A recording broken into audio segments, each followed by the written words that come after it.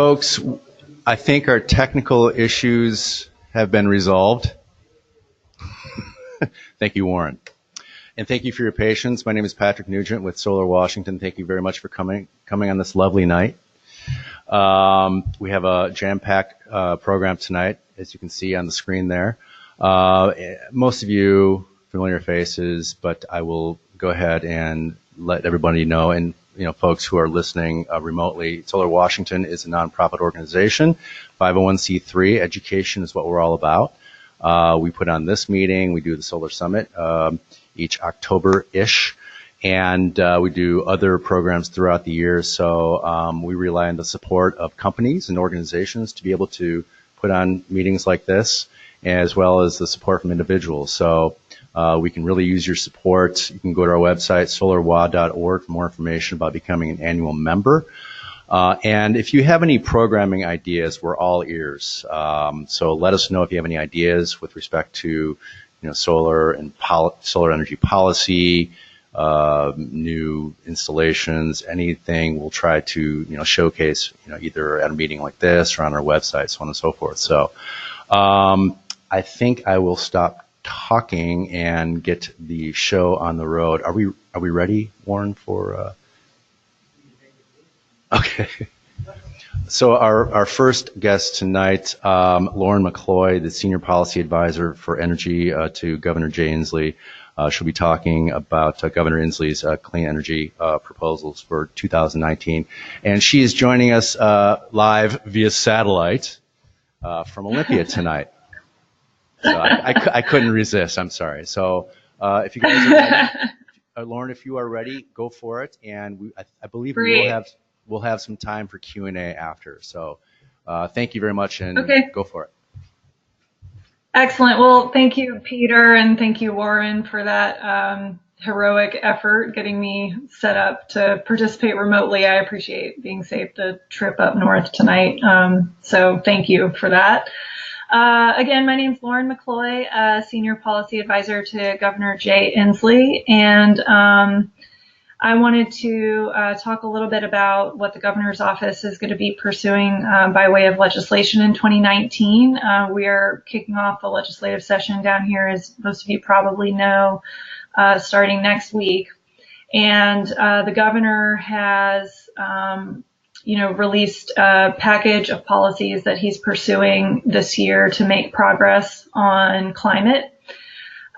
He's taking a different tact this year than he has in recent years. As many of you probably know, the past couple of years, Governor Inslee has introduced legislation to enact sort of an economy-wide climate program. The last couple of years, it's been in the form of a carbon tax.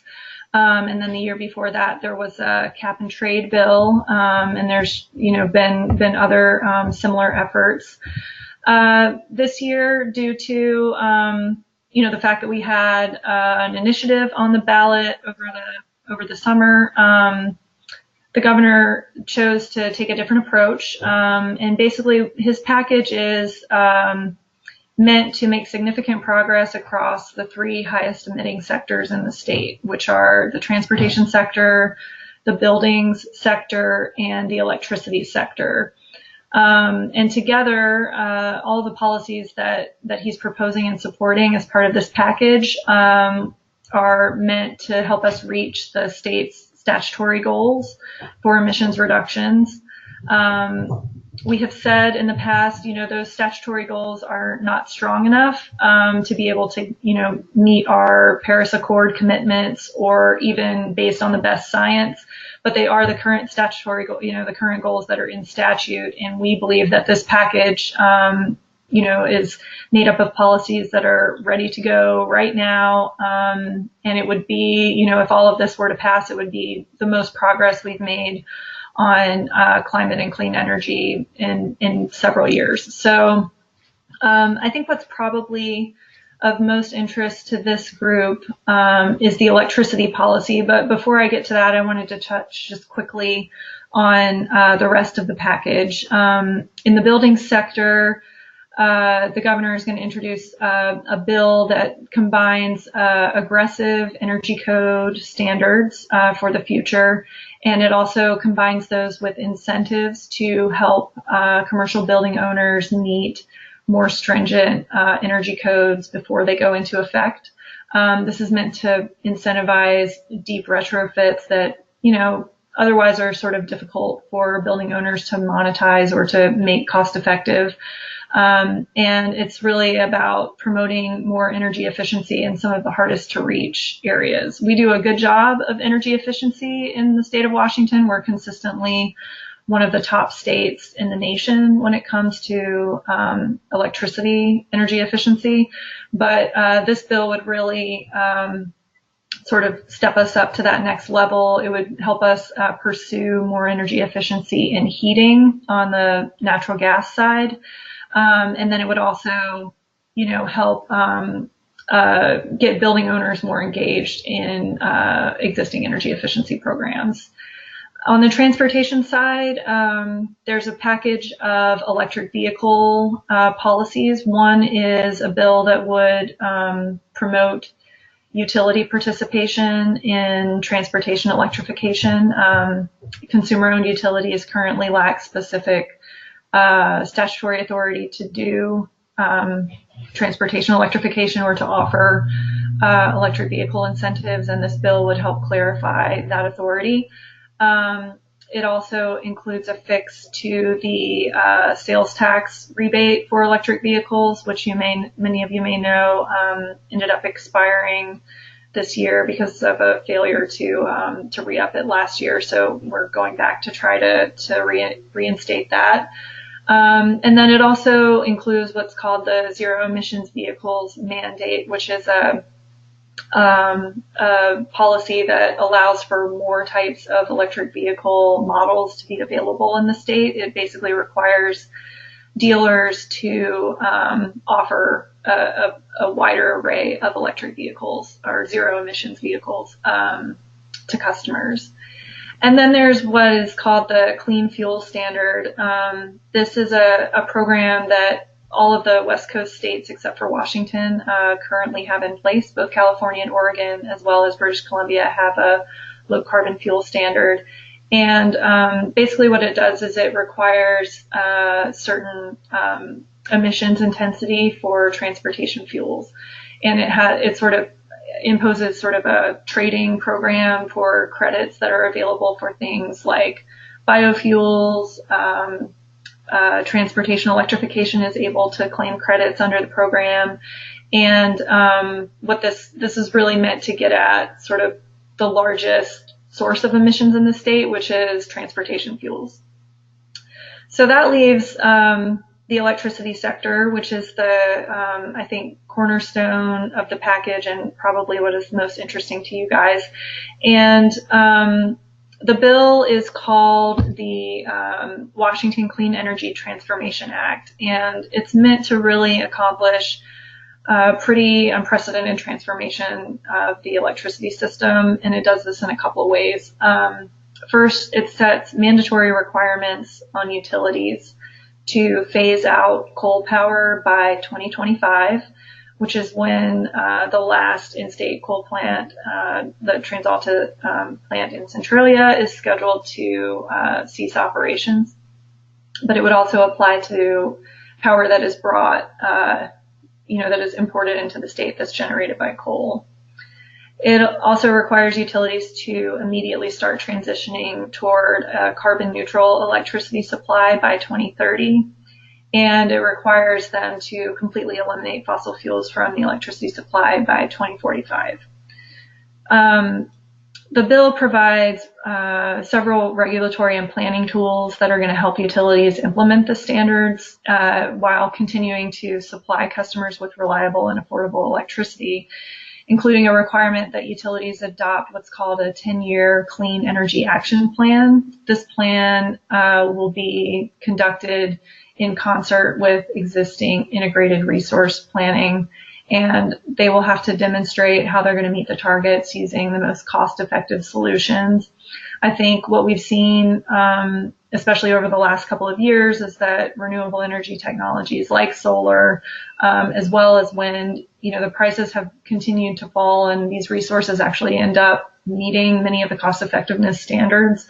So we actually believe that what this would do is it would require them to not only do the planning, but then also carry that over into their procurement practices in order to meet the standard.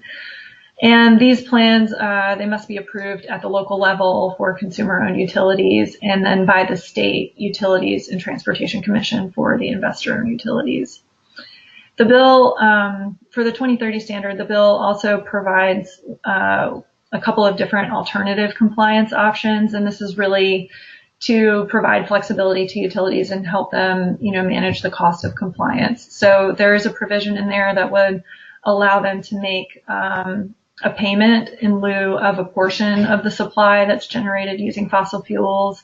They can also use renewable energy credits or invest in certain types of projects that reduce emissions in other sectors, such as transportation electrification. And then the bill also includes regulatory mechanisms that are going to enable utilities more flexibility to choose the clean resources as a least cost resource. And then finally, it provides incentives for clean energy. What the bill currently does is it extends the existing sales and use tax exemption for certain renewable energy machinery and equipment for 10 years. Currently, those incentives are set to expire in 2020, and so this provides a 10-year extension of that sales and use tax exemption. I will say that the current law, many of you will remember when the solar production incentive was extended back in 2017. Part of the trade-off that the legislature made was that they removed solar from the sales and use tax exemption. So instead of, so then the governor is supporting separate legislation to extend funding for the solar production incentive. And I can talk about that as well. It's something that's included in the governor's budget, but not actually a part of this bill. And so really in combination with the governor's budget proposal, this effort, it makes a significant investment, over $60 million in the next biennium, to support this transition through both the Clean Energy Fund as well as the tax exemptions that we're supporting. So that pretty much summarizes, is the high-level summary of the policy, and I'm happy to answer any questions that folks have about that. Yep. If we have any questions, we need to use the mic for Lauren to be able to hear us. Hi, my name is Warren Raven. You talked about the sales tax exemption for 10 years. Would that include solar at this point in the bill? So the current bill, it doesn't include solar because it's not part of the current tax exemption. We literally just took the existing law and extended it by 10 years.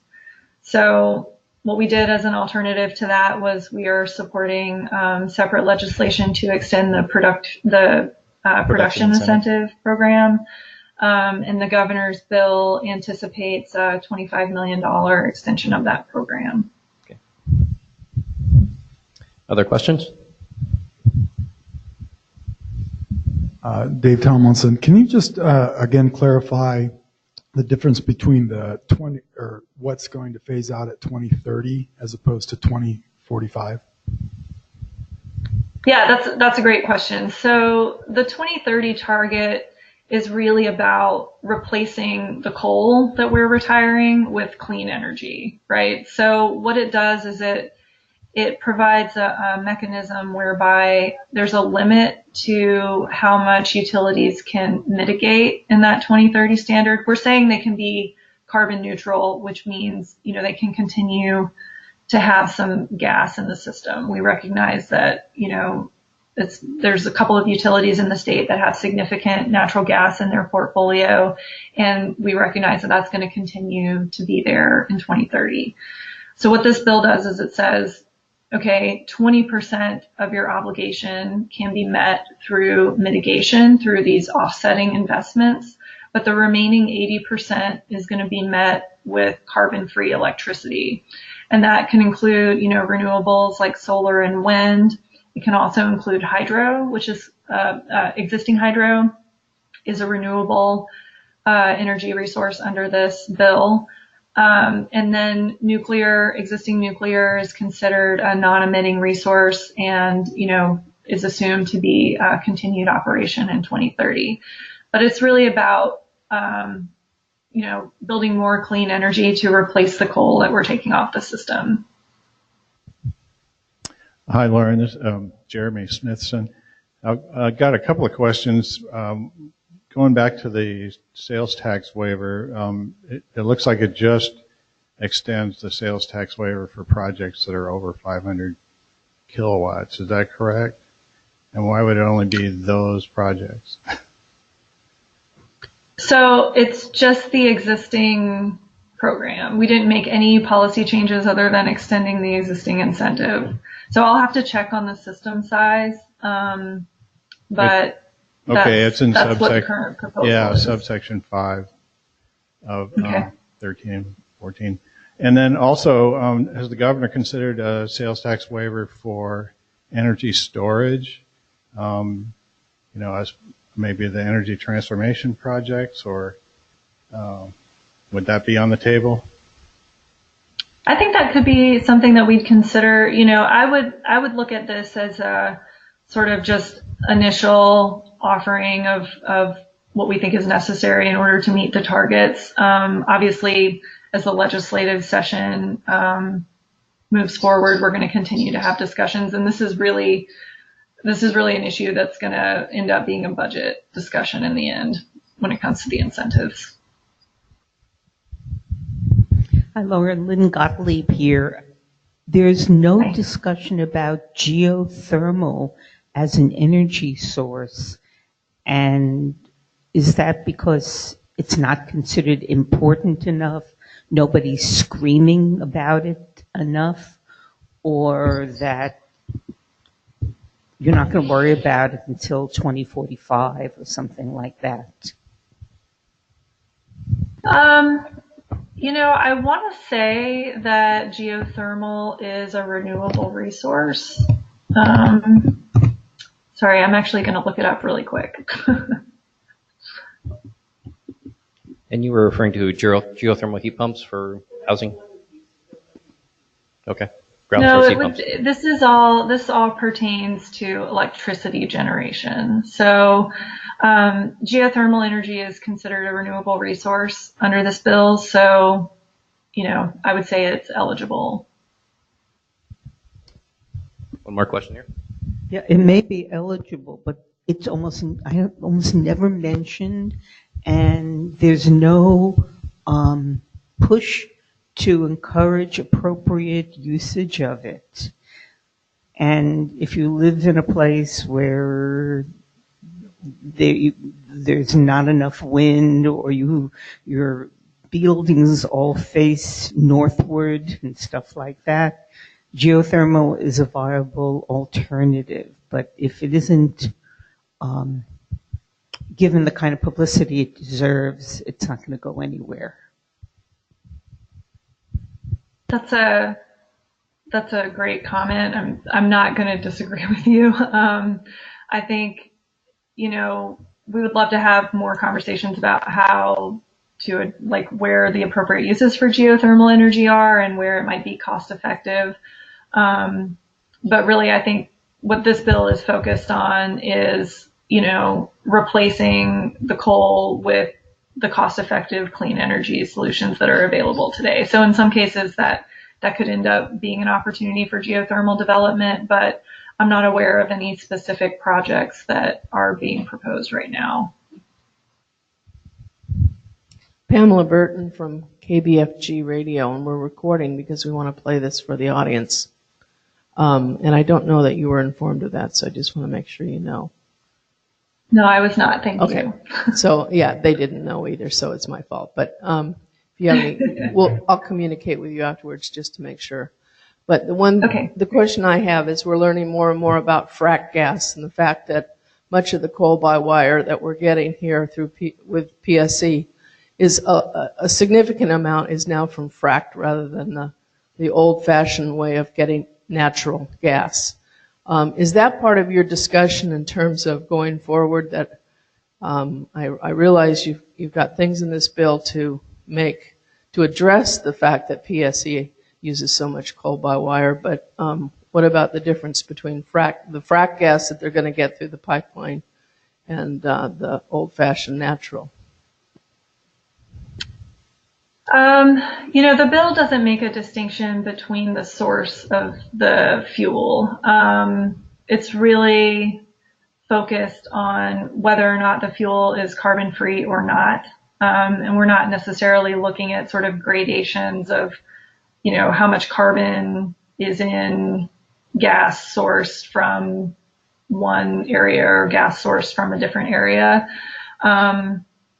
So I would say that no, there's nothing in this bill that addresses the sourcing of gas. Does that answer your question? Do you consider natural gas as the same as renewables? Do you put it in the renewable bag? No, natural gas is not considered a renewable unless it is renewable natural gas or biogas, which is, gas sourced from like landfill gas or sewage treatment facilities. Thank you. Mm-hmm. More questions out there? All right. Lauren, thank you very much for doing a presentation here. Thank you so much, Patrick. I appreciate it. You're welcome. Thank you.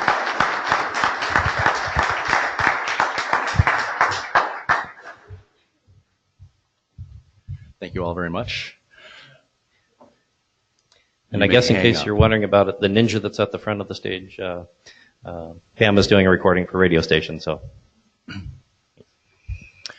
I failed to mention I wanted to thank all of our members and sponsors, which I did not do at the top of this meeting. So thank you all. There is a page on our website that lists all the members and sponsors of Solar Washington. So please check it out. And if you see those folks, thank them, and maybe they can encourage you to become a member or a sponsor too. So anyway, we'll move on to our next speaker, Kelly Magalsky, Senior Manager of Products and Services from Avista.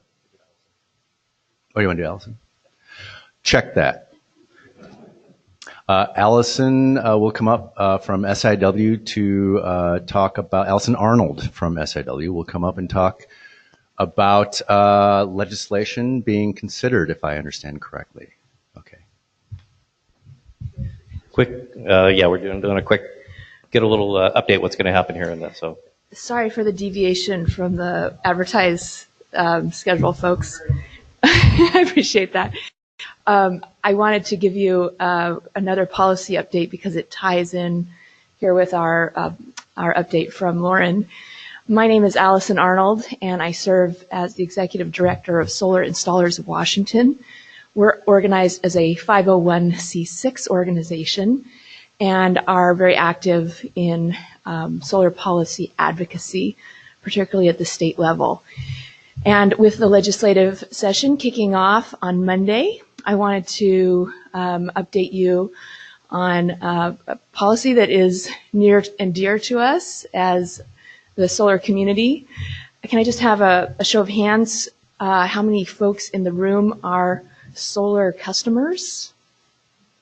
Excellent. Okay. So I probably don't need to explain much to you about a policy called net metering, but it is certainly the driving policy for solar adoption nationally and particularly here in Washington State, where up until recently, the vast majority of solar is net metered. You'll hear from Kelly next, who's going to talk about solar that is not net metered, but more than 95% of our solar in the state is dependent on this policy. We have one of the lowest net metering requirements in the country. It's pegged to 1996 peak demand. So utilities continue to offer net metering on a first come, first served basis until they meet the threshold of 0.5% of 1996 peak load for their utility. So we're wading into some kind of technical waters, but essentially we have 18 utilities now who have met that minimum legal requirement. And so we are seeking to increase that so that new customers can continue to take advantage of net metering. A number of utilities who have met that threshold have continued to offer full retail net metering, and I want to acknowledge them for that because they have stayed the course and have recognized the importance of that policy for solar adoption. But we have other utilities around the state who have abandoned net metering and have adopted alternatives that are do not make solar economics viable for new customers. So last year I updated you on some legislation that nearly passed the legislature that would increase the net metering requirement in our state. Unfortunately, it died along with many other energy bills on the floor of the House. This year, we are reintroducing net metering legislation. The bill sponsor is Senator Guy Palumbo from Maltby, and he was the sponsor last year as well. The version of the bill that will be introduced this week is the same version that passed off the Senate floor last year with bipartisan support at 4% of 1996 peak demand. I'm delighted to also let you know that this year it's being presented as a bipartisan bill. We have Republicans who have added their name to the bill as well. So I encourage you to follow along. You can do so by checking out solarstrongwa.org, and you can sign up for updates and action alerts and follow the bill as it travels through the legislature. With that, I ask if there's any questions about net metering legislation. Any questions? Going back here. I was wondering if there's differences if you're a government agency trying to install versus a private citizen. I'm Port of Seattle Commissioner Fred Fellman, and we're in the process of installing several arrays. Mm-hmm. Yeah, thank you for your question. So, in addition to the overall net metering legal threshold, the cumulative net metering generation requirement, there's an individual system size limitation on how large of a system you can net meter. That is 100 kilowatts. And often in the case of commercial systems or government systems, there's interest in net metering a larger system because there are larger power demands. This bill does not change that. In addition, there are limitations on the production incentive, which Lauren referenced in her presentation earlier. The current incentive program is reaching its funding capacity, and as many of you may know, come January 31st, all installations that can avail themselves of the rebate must be, or the production incentive must be inspected. Applications must be in by February 14th, I believe. But in terms of government, there is a limitation on how many how many departments, I believe, can take advantage of the incentive. And actually, I know this has come up in relation to the Avista project, which is able to take advantage of the production incentive.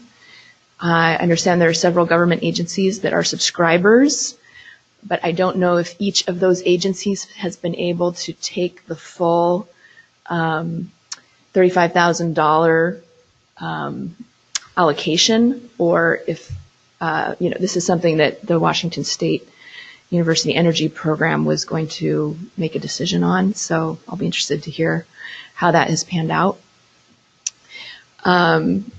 So does that answer your question at all, Fred, about limitations for government? Okay, great.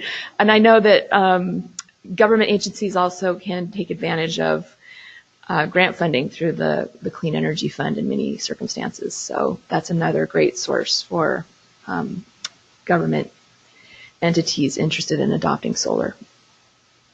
Yes? Every time I hear talk about the baseline, it's always 2% of the 1996, was it high usage? And I'm thinking, well, let's see, where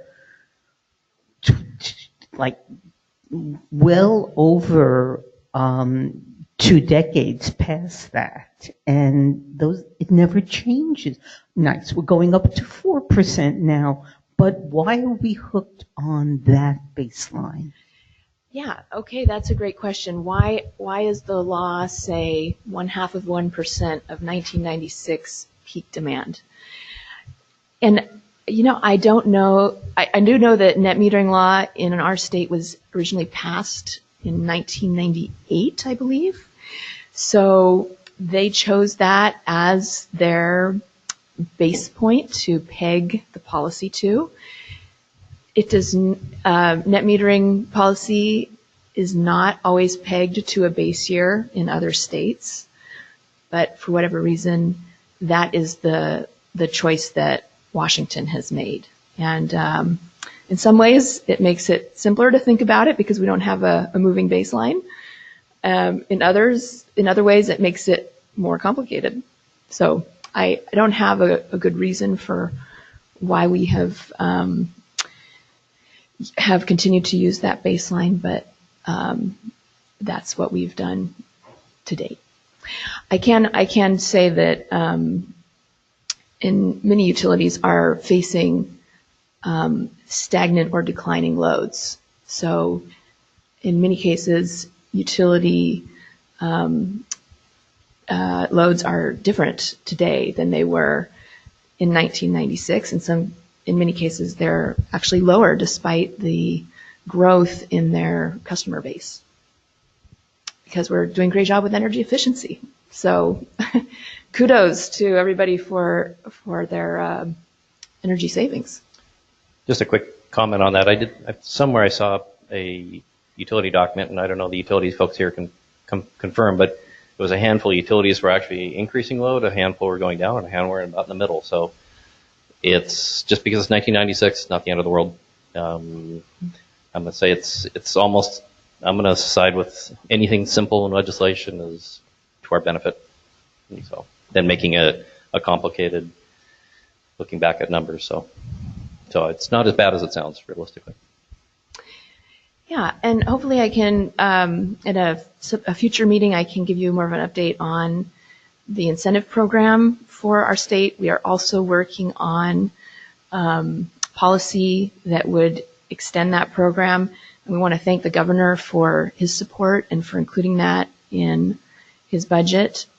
We certainly would love to see that program extended because both net metering and the production incentive have both been key to adoption of solar in our state. Okay, yes. All right. Thank you, Allison. Okay, thank you.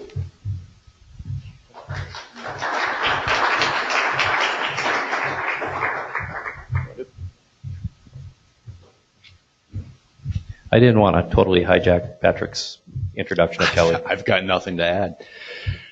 So next up, Kelly Magalsky from Avista. He's a senior manager of products and services who is very kind enough to come all the way from Spokane, the Spokane area, to be with us tonight.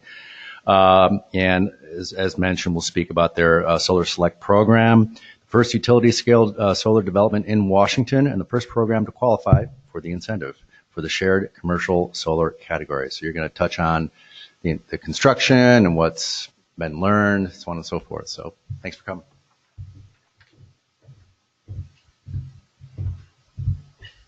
Thanks, Patrick.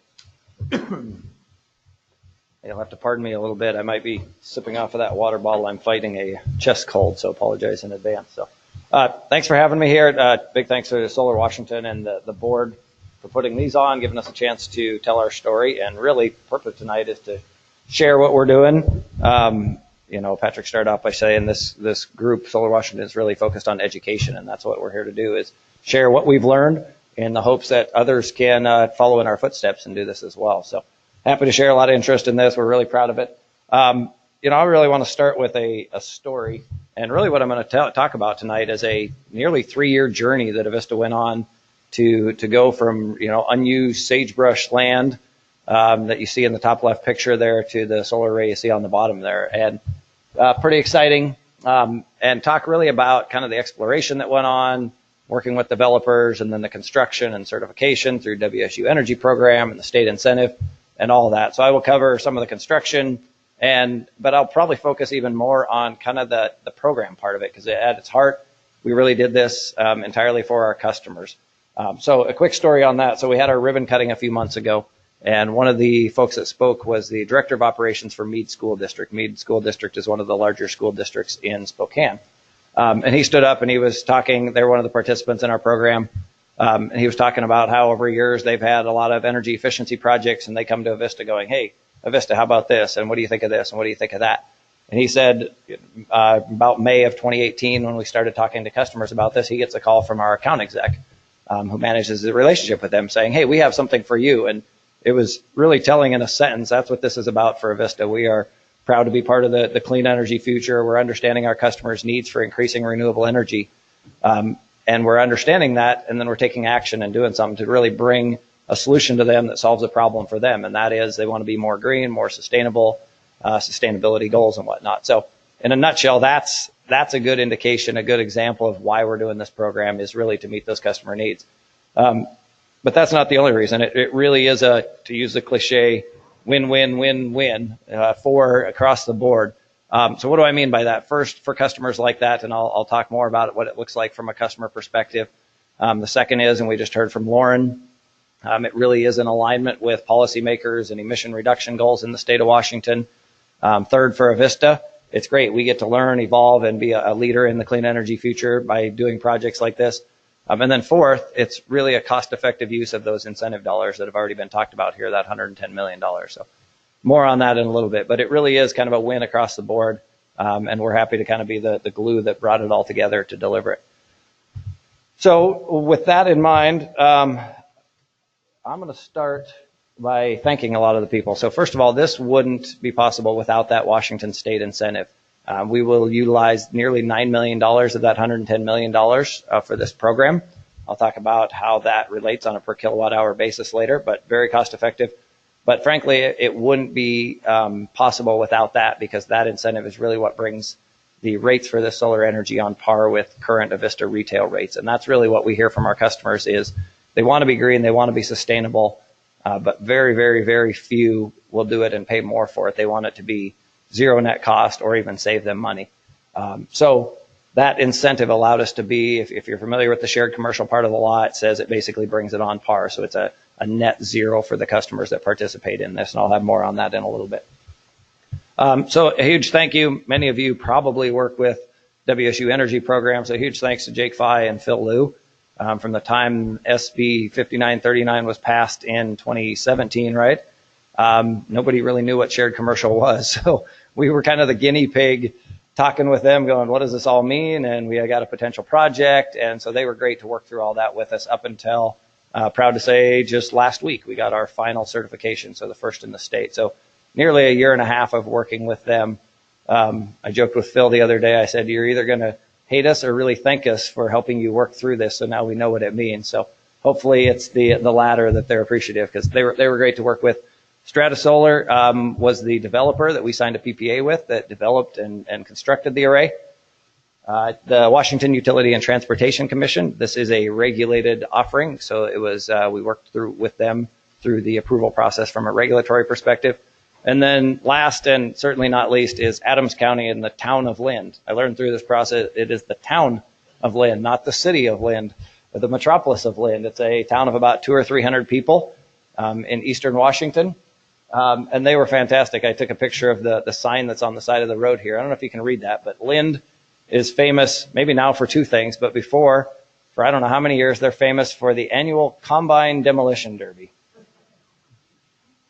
So that begs the question, what does a Combine Demolition Derby look like?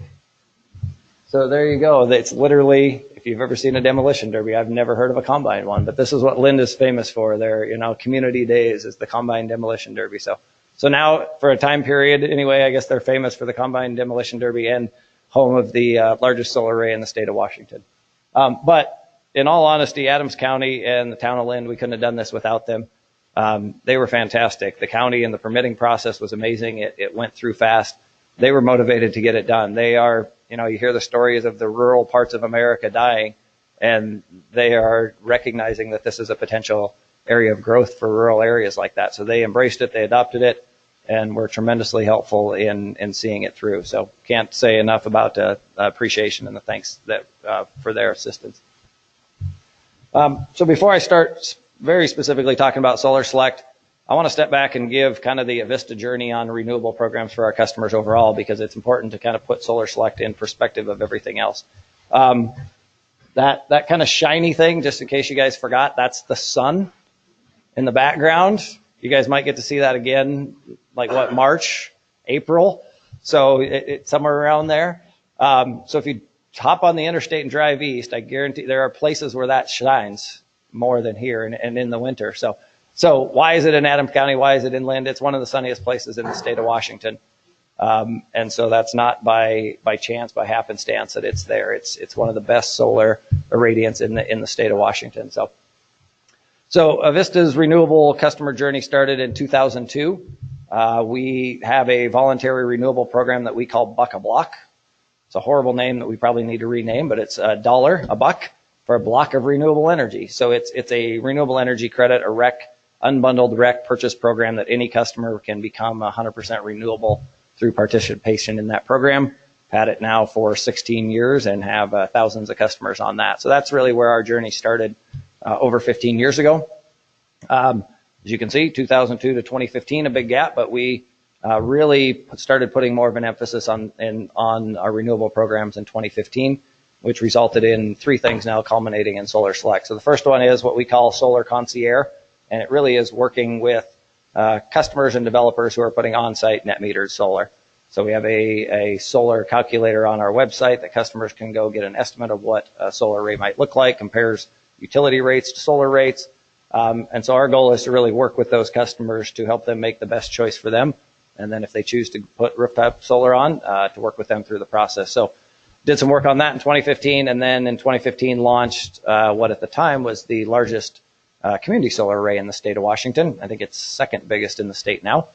And then that launched in September 2015, and that really starts what I want to spend most of the time talking about is starting late 2015, early 2016, the journey we started going on, which culminated in Solar Select. And it really started with us stepping back and going, okay, we did community solar. We have 650 customers that are enrolled in that. But what's next? What's next? What are our customers telling us? And again, you're probably going to get sick of hearing me say customer. That's really where the foundation of this is. We understand customer needs and expectations are changing. Some customers want more renewables, so we're trying to figure out what that is and bring them more options. So step back 2015, 2016, this graph, corporate renewable deals. 2014, 2015, there were about 3 to 4 gigawatts of these. As you can see now, 5 years later, over 15 gigawatts of corporate deals. So what we saw happening late 2015, early 2016, is a few things. One, we were talking to our customers and we were seeing third-party research that showed tremendous growth in corporate, specifically commercial customer demand for renewable energy. This is not a shock to anybody, but it really started at that time with the Googles and Facebooks and Microsofts and Apples of the world that were going out and really procuring kind of unilaterally these one-off deals for large renewable arrays. Most of it wind, by the way. And still about 75% of this is wind and only about 25% of it is solar. So we were seeing that trend, and it was these large customers, but what we were starting to see in our territory and here in our territory, because we don't have a lot of those large tech companies in Spokane, obviously, there was a trend toward, those were kind of the early movers, the early adopters, but there was a trend towards smaller customers that wanted to increase their sustainability goals in renewable energy, but they're not as sophisticated as, and they don't have the resources as those big tech companies, right? So there was a need in the market for a large centralized array where you can get cost efficiencies, but smaller companies can participate and you get the benefits of aggregation and they can all buy in, which, as you know, ends up being kind of really the model of that shared commercial that ended up in the incentive bill.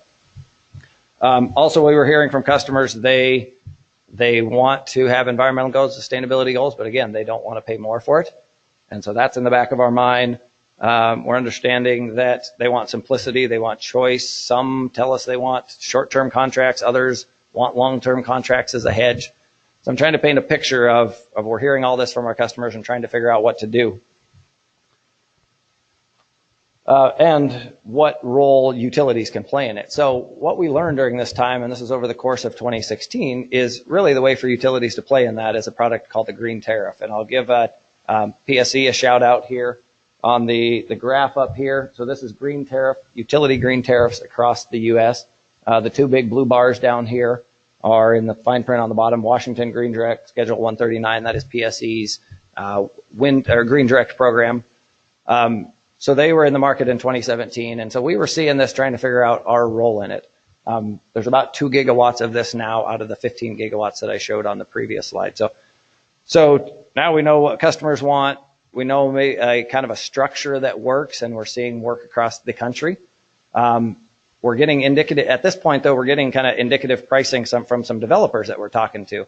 And what we learned at this time was, compared to our retail rates, a solar rate would be about 2 to 3 cents more expensive. And so compare that to what we're hearing from customers. They say, I want to be renewable, but I don't want to pay for it, to now we know we can do a green tariff, but it's about 2 to 3 cents. So you can see the dilemma we're in. About that time comes along Senate Bill 5939 with the shared commercial incentive. So really, we were almost a year and a half into the work on this before all the pieces really came together, and that incentive was really the final piece of the puzzle that made it click and enabled us to really move forward. And then that started all the conversations with WSU Energy Program. So it was really a blessing because we had a lot of the, a year and a half of groundwork laid, and then that came in and we were kind of off and running from there. So now I'm going to really kind of start on a timeline and talk through then what happened from there. So we issued early 2017, about the same time Senate Bill 5939 was passed. We issued a competitive RFP, selected a company by the name of Strata Solar to be the developer, negotiated a contract, and signed a PPA with them late 2017 with a commitment for completion of the array by December of 2018. If you know much about the bill, there's a pre-certification for this, and you have 1 year after that to get certification. So that timing was critical. A theme you're going to hear me talk about is to do this, there are not linear steps that you can take and kind of have commensurate risks. There's a whole bunch of things that we had to do at once, hoping at the end they all come back together like we planned, and crossing our fingers and our toes many times as we kind of tiptoed out on the limb a little bit financially in some ways to do this. But it all came together in the end, which is good because it boded well for our group, because I think it sets a really good foundation for the future as well. So now we have a contract. So the next two steps were procuring WUTC approval. That had to occur in that stage because we had to have pricing for it before we could get approval for a tariff, so the commission knows what's going on in a customer bill and what does a customer program look like. At the same time, we start talking to customers about this, and then entered into customer enrollment in May of 2018. The exciting thing about this is it sold out in 4 hours when we opened it up. So it was May Day at 8 a.m. in the morning. We like saying that. It sounds good. The reality of it is, I'll bust the bubble a little bit. We had been talking to a lot of customers for a long time before that, and explaining the program, doing a series of webinars. And then we did it that day because it was kind of a first come, first serve. So it was literally an email inbox with a form, and starting at 8 a.m. in the morning, first come, first serve. And by about 11 or 12 that morning, it was fully subscribed. So pretty exciting. That was a fun morning to see really 2 years worth of work and ideas and whiteboard sessions come to fruition. And again, it's super rewarding to see customers really come out and be in support of it and solving a problem that they have. Yeah, I remember a conversation. Gonzaga is one of the participants, and they've been a great partner with them. You might know Gonzaga. They're kind of like UW, but they have a good basketball team. No? Sorry. Boo. I'll go back to the east side after this, I promise.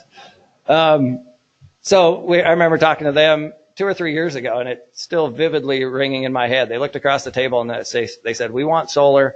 We've been talking to folks, and it's really complicated. We don't really want it on our buildings. We don't want to deal with it. We don't deal with energy. We're an education institution. You're our utility. We want solar. Give us something to help us meet our renewable goals and make it easy for us. And that was really their message. And that was kind of our rallying cry through this whole thing. So this is only slightly simplified, but really what a customer has to do to participate in this is sign a contract. That's it. And it shows up on their bill.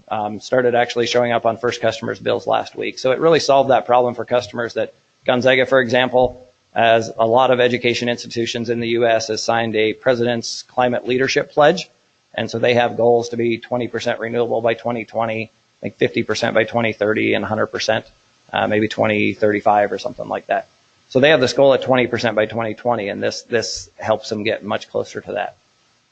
So again, it's really solving a problem for them and specializing in what we do and letting those companies specialize in what they do and solving a problem for them. So the array, a few numbers here: 81,700 panels, about 48 million kilowatt hours a year, covers about 200 acres, a little over 200 acres, and more pictures on some of that here in a little bit. So there's 60, right between 60 and 65.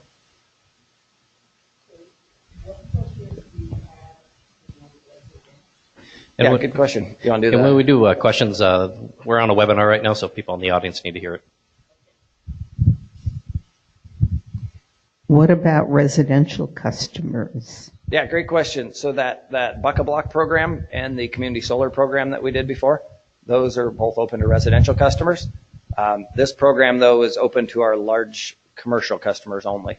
And the reason was it was really a customized program. What we learned also from customers was ones like Gonzaga that want to reach a higher level, whether it's 20 or 50 or 100%, even if they do on-site, that doesn't get them to their goal. So really an off-site solution is necessary. So this was really tailored toward that. And getting into residential and small, medium commercial customer sales is kind of a different animal than dealing with our largest customers that we do. So we're not, one of the things I showed earlier was future things in progress. We absolutely want, we're not done. We're not stopping here. You'll see us do more things, and we want to get more and more offerings for residential and small, medium business in the future. But this one really was targeted toward that segment of our customers. And the shared solar specifically was for commercial applications. Correct. When it was carved out in the law. So it's each group was able to get a chunk of participation. Correct. Thanks, Dean. Yeah, you got a chance to drink water there. Yeah, thank you. You're welcome. All right.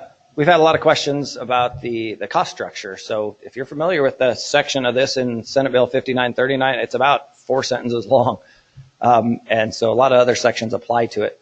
But what it says in there is it basically is intended, the incentive is intended to bring solar rates on par with the utilities retail rate is basically what it says. So I'm going to walk you through this I'll head off the question many of you are going to ask at the end anyway. So on the left, Avista standard kilowatt hour cost, our rates are, it depends on the schedule, but roughly 8 cents a kilowatt hour.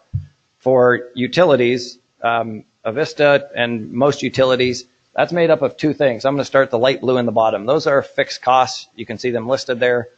I'm overly simplifying this. If there's an accountant in the room, I apologize. This gets very deep in accounting and tons of work that goes into this in reality. But in general, 30 to 40% of a retail rate is made up of that top blue box, which is energy costs, and more than that, probably about 60 to 65% is made up of those fixed costs. The middle one, as you can see, the light blue stays the same. So to deliver solar to a customer, the light blue does not change. The fixed costs do not change. But what changes is that green bar, the solar energy cost. So that's just the energy portion. And then the dark blue over here, the Avista energy portion. And you can see that premium. That was that 2 to 3 cents that we were wrestling with, trying to figure out how to manage that. And then you can see that's where the incentive slides in on the right there to fill that gap. So the program is net zero cost to customers, and I'll have a picture of that in a minute. What we're particularly proud of and really excited about, we're using $9 million of that $110 million state incentive. I stole this. I took a picture on my camera. Somebody was presenting this at the Solar Washington conference in October. I forget who was presenting, but you can see the light blue over there. So Avista, this array is about 30-35% of all the solar installed in the state of Washington in 2018. Yet it's using about less than 9% of the incentive. So the cost effectiveness from a taxpayer and use of that incentive money is very high here. So the incentive rate, ours, it's right at about 2.4 cents. So 2.4 cents per kilowatt hour. A lot of you, I'm sure, are familiar with the commercial and residential and community solar that are in the 10, 15, upwards of 20 cents per kilowatt hour if you're using in-state equipment. So from a cost effectiveness of taxpayer dollar for the incentive, it really can't be beat. And so that's super exciting and a really important point as part of this. I'll pause here for a minute and see if there's any questions. Get in there.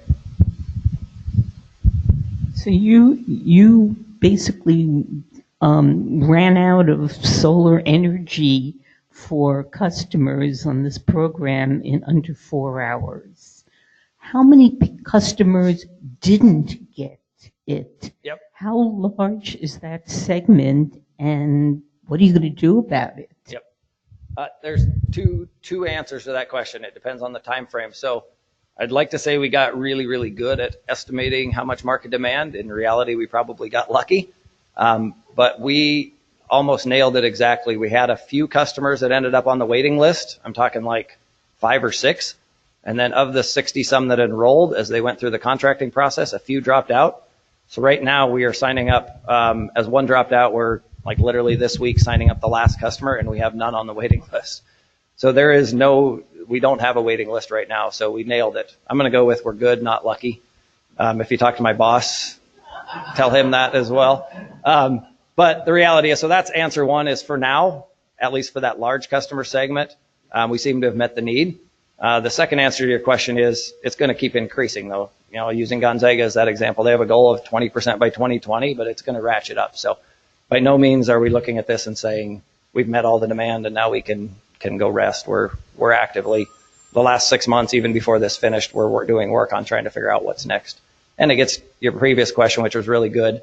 We want to offer more choices to small, medium business and residential as well. So this is just the start. Can you tell me what your wholesale rate is, the blended rate that you're using for this or across your utility? Yeah, for this, it depends. And I'm getting a little out of my league on all the power supply experts that do this day in and day out. The rate for this, for that energy rate, was 2.8 cents. And that was that's the embedded power supply costs that are in our current rates with the WUTC.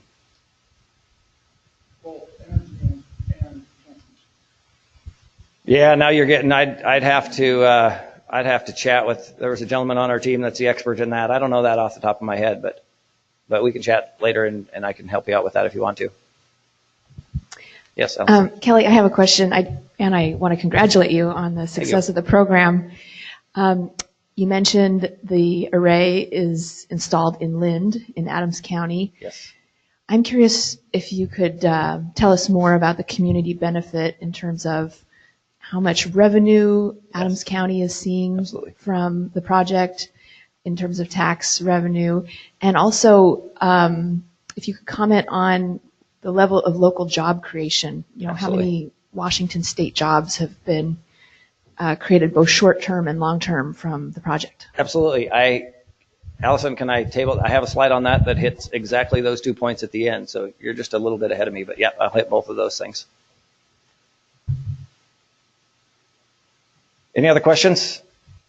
So this is one of our first 2 customers, Bills, that just went out last Friday, actually. So exciting milestone on the project. And really what I want to draw your attention to is what you see there is exactly what I showed on that previous slide. There's the solar rate minus the resource cost minus the incentive, and nets out to 0. So this is what customers are looking for, a charge of 0. And the beauty of it is we retire those RECs on behalf of them so that they can, as you know, legally claim that renewable benefit for themselves and apply it toward goals or LEED or whatever they want to. So, question here, Dean, in the front, Leslie.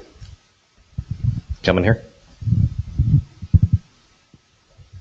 Thank you. And I echo the congratulations. That looks pretty slick. So it's all being handled as an on-bill charge. Correct. Plus credit. But you talked about the production incentives are a piece of this, yep, which have an annual production reporting and payout component. So can you explain Correct. how you merged that with your monthly bill charges? Yeah, so we will apply for that incentive credit as part of the public utility tax credit, just like we always do.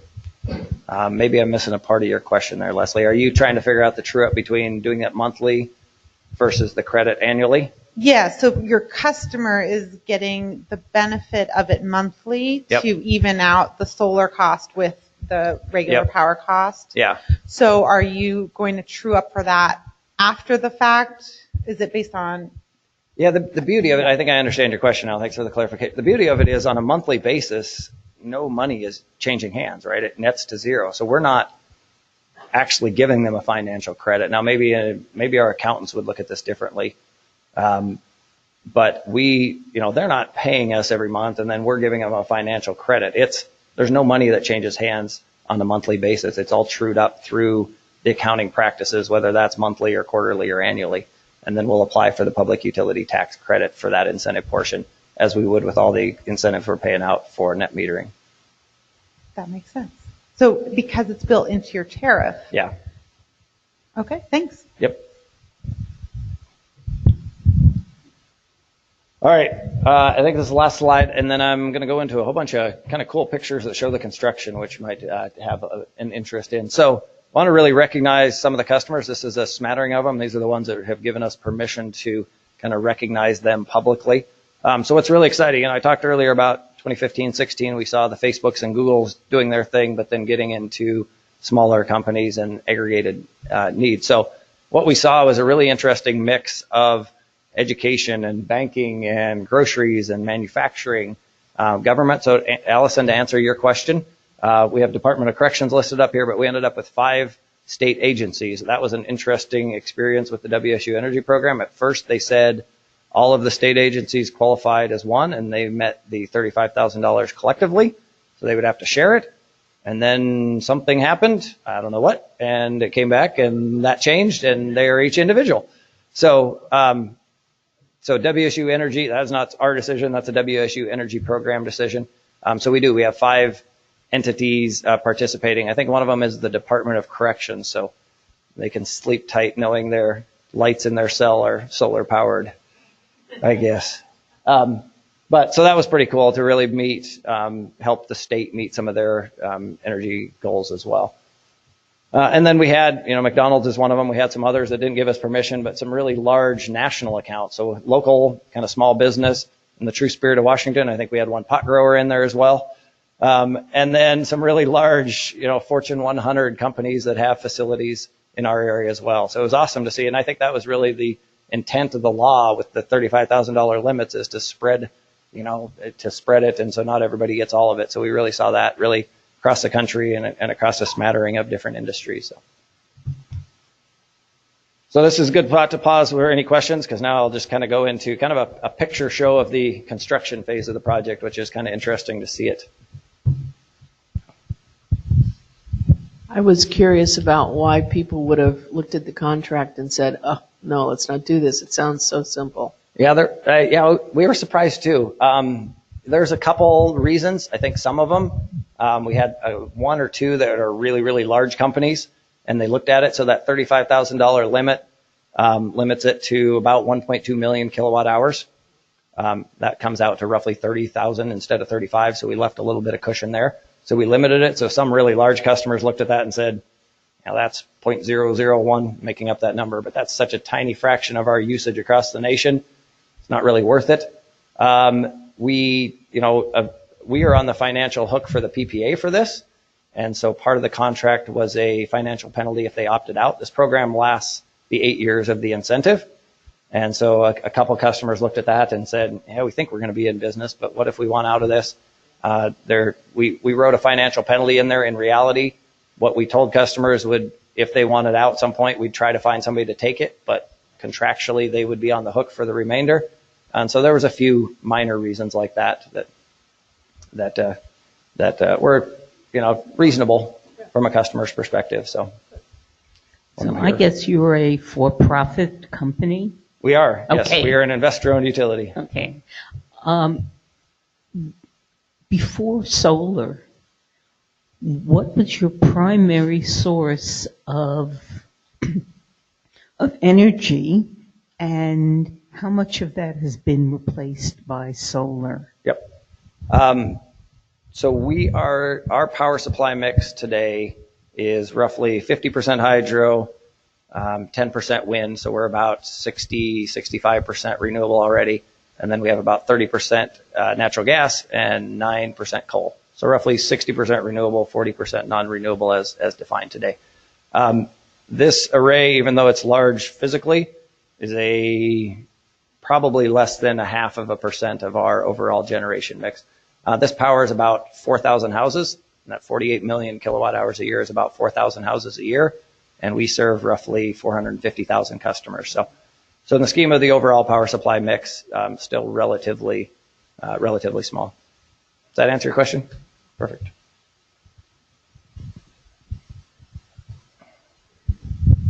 How scalable is this kind of solution? I've heard that Eastern Washington might not have the grid to handle a lot of installations. Yeah, that's a tricky question. So there are limitations from a transmission and distribution capacity. Wires have it's hard to wrap your head around, but that's what we have engineering groups for, is there is capacity on distribution and transmission wires.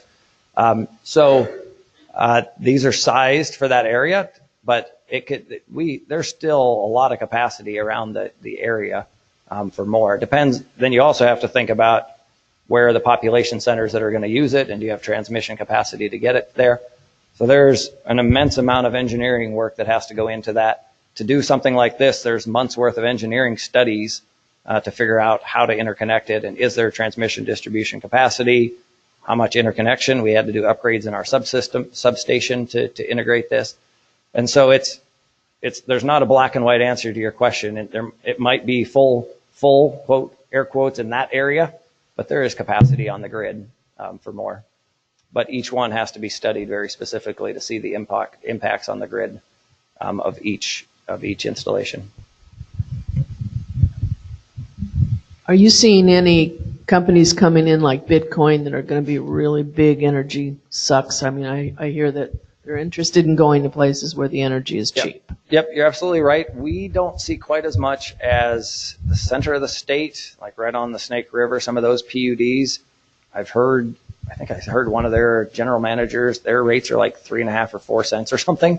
So I've heard they are getting more of that than we are, because they're, even half of the rates. 8 cents is cheap, incredibly cheap when you compare it around the country, right? But Grant County PUD and Chelan, I think, are some of the ones that are, I think Chelan might be the cheapest in the entire country or something like that at 3 or 4 cents. Look at some of my other utility folks. You guys know? Does that sound about right?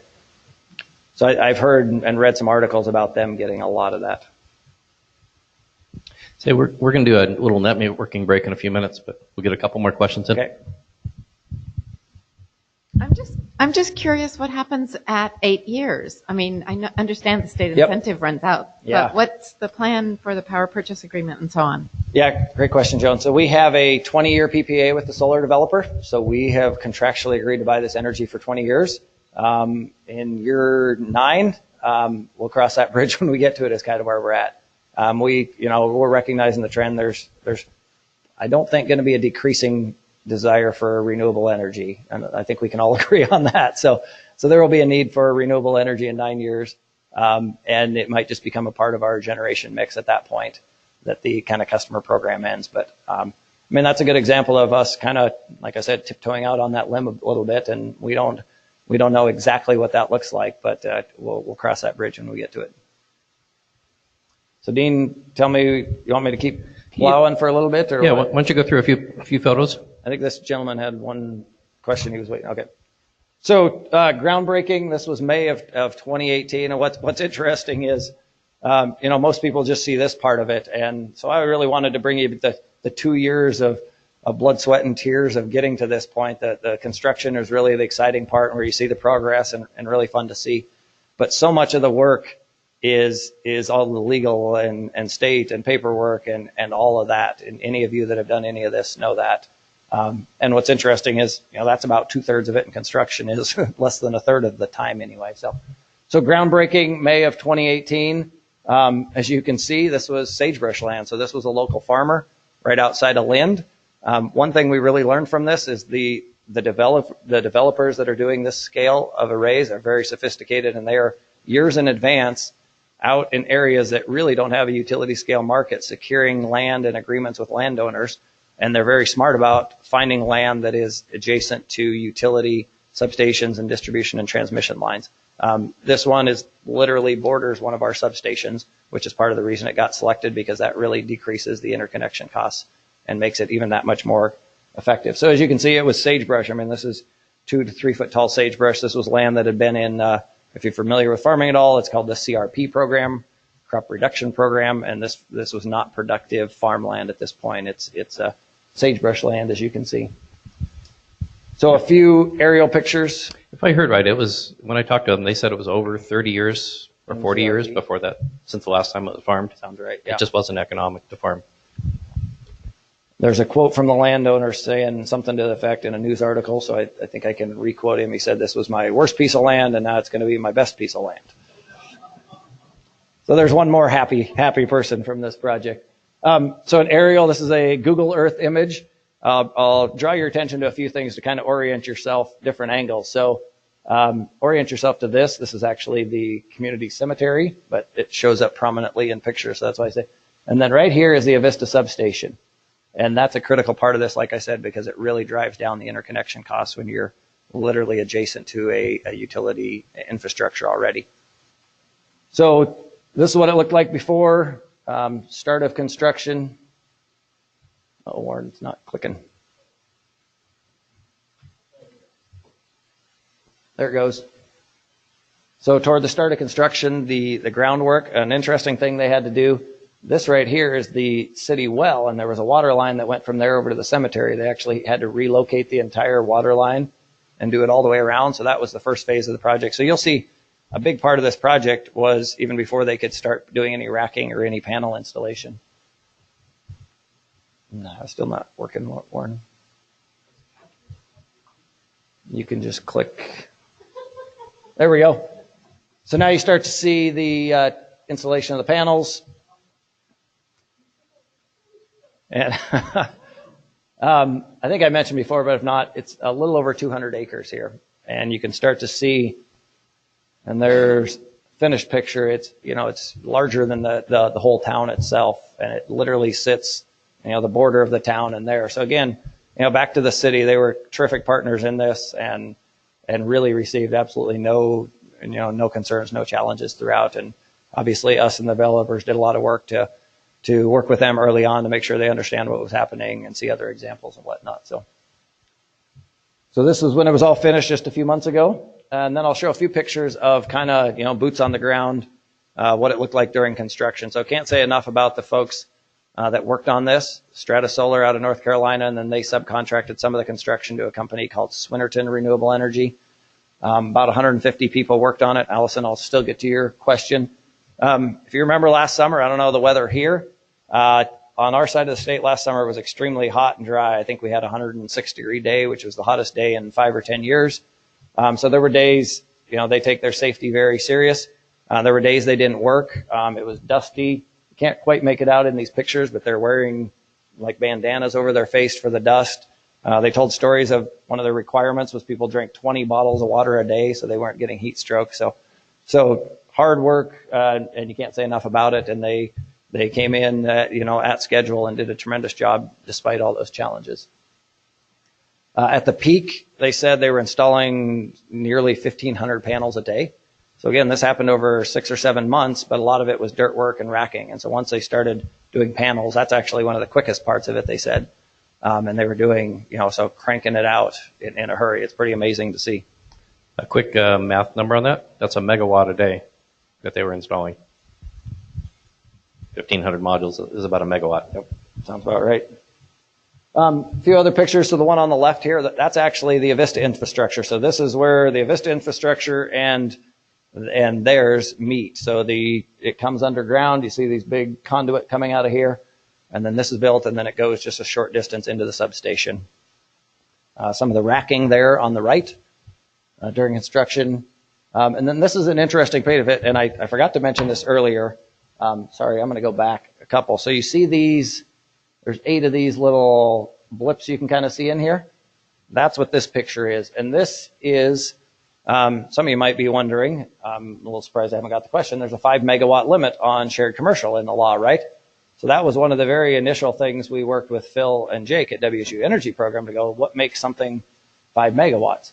And it's really an electrical segregation. So this is actually 8, roughly 3.5 megawatt projects, electrically separated into 8, certified as 8 separate projects with WSU Energy Program. And that was one of our initial questions of them is, to your point, we have more demand, we want to do more.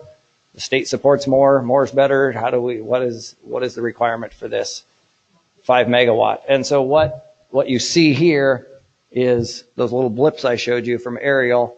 There's 8 of these, and they are pre-built skids. They have all the inverters and metering and junction boxes. And if my engineer was in here, he could talk about a half an hour about all this to you. But there's 8 of these, and they're pre-built on skids, and they pull them in looking like you see here. They're pre-built in the factory somewhere. So again, it's pretty incredible. These developers that are doing this are very sophisticated. They've done hundreds of megawatts of this, and they really have it dialed in, and that's equating to, falling costs throughout. So.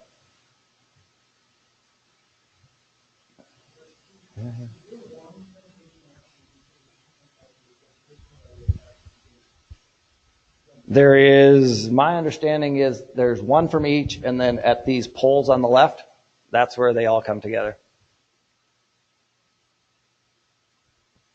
I don't know the brand name off the top of my head. They're Chinese or Taiwanese made. This is a picture of the trackers. So these are single axis tracking. What's pretty amazing about these, pretty cool, is it's a bad angle, but it actually looks almost, I don't know what that's doing sitting there, but it looks almost identical to that. And the tracker itself is actually powered by this little solar panel right here. So they're not using energy. It's a solar powered tracker on them, and they track east to west. So the picture on the top right, so you can get a sense of how they track, that's looking straight north. So the panels are all facing west now. So in the morning, they'd be, nearly 180 the other direction, and then they track fully east to west throughout the day. And those panels are about the size of this banner there. It's a 2-meter module, 1 meter wide, 2 meters tall. Yep. It's about the size of the green sign. And Dean, I only got a couple more slides, so tell me if you go want ahead. to break If anyone wants to get an early snack break in the back, go ahead, jump back there. But keep going, Kelly. Yes, ma'am.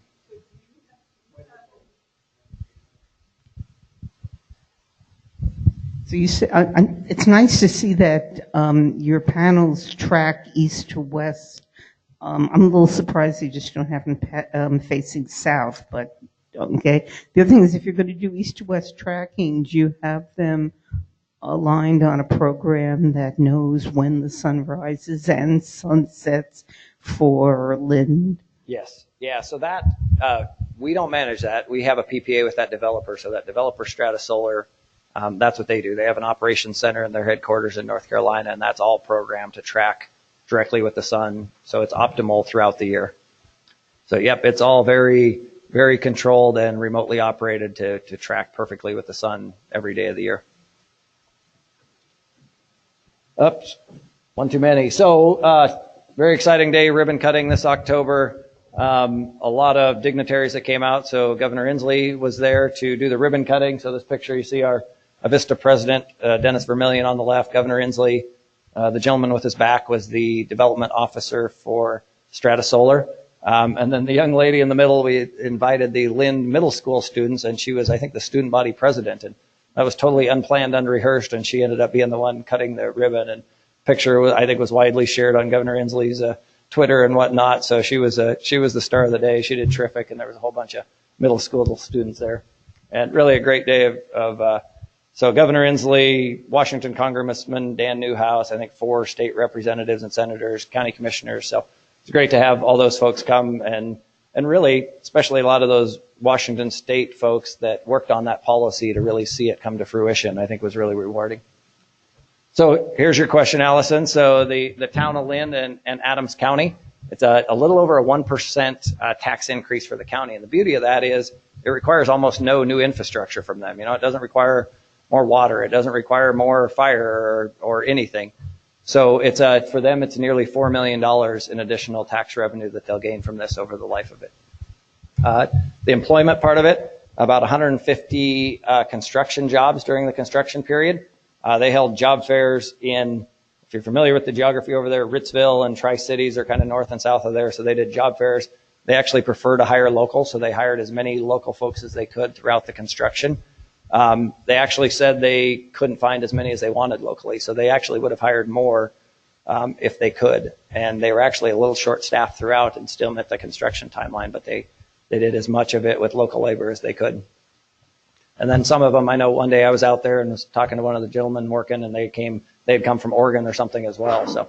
So they went as close to geographic as they could because it's actually more cost effective. And that's really their model. So a good success story there. And then, really an economic boost to, I doubt you could find a rental in Lynn throughout, that 6 or 8 months. I was at, if you noticed the picture earlier of Main Street of Lynn, there's a Slim's Bar and Grill that's been there about 40 years. And one of the days I was there, we stopped in for lunch, and I don't know if his name's actually Slim, but it's the guy that's owned and operates Slim's Bar and Grill for 40 years. And we were chatting with him, and he said, it's the busiest summer I've had in 40 years. So they were pretty happy about that. So again, they were terrific throughout, and a lot of the benefit came back to the community. 556, there you go. Yep. And very last slide, this is a picture, soon after it was completed. These are some elementary school students from Lind taking a tour and learning about renewable energy. So it's fun to see, really the prevalence and the role this will play in continuing educating the next generation as this transition, clean energy transition. Lauren was talking before, and you're talking dates of 2030, 2040, 2045. It takes a long time, and we're happy to be a part of it and leading the way. So thanks for your time. There's a quick video. Yeah. I got one final question from one of our remote listeners tonight. Did Avista do an environmental impact study? It was done. We did not. So that's part of the beauty of the Strata Solar. They're the experts at that. So they did all the permitting and everything with the county. We met whatever the requirements were of the county. So I assume part of that is an environmental impact study.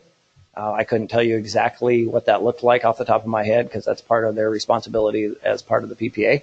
I can tell you through the end, if you notice some of the pictures very dusty, it will get planted back to native grass and seed when it's done. Not when it's done. I don't know if they planted it this fall or if they wait till next spring to do that, but it will get planted back to native grass for the duration.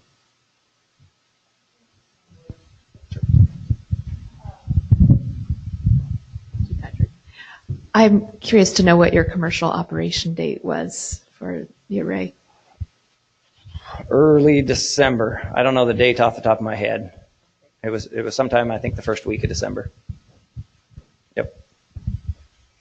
And so, Dean or Patrick, you tell me. I got just a couple-minute video that was produced from the ribbon cutting. Sure. I don't know how long we need for. So I don't want to go over my time. So if we don't have time to show it, that's perfectly fine. Go for it. Warren, do you have that already queued up?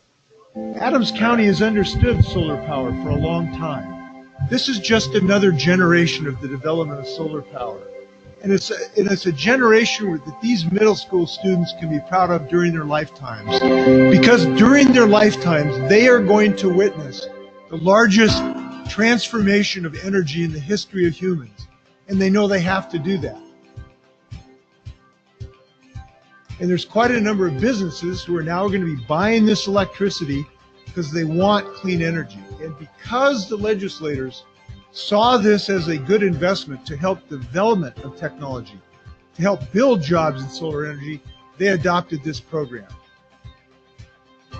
This impressive solar array is confirmation of Avista's ongoing efforts to integrate renewable energy as part of our commitment to clean energy and it supports Avista's overall efforts to reduce carbon emissions.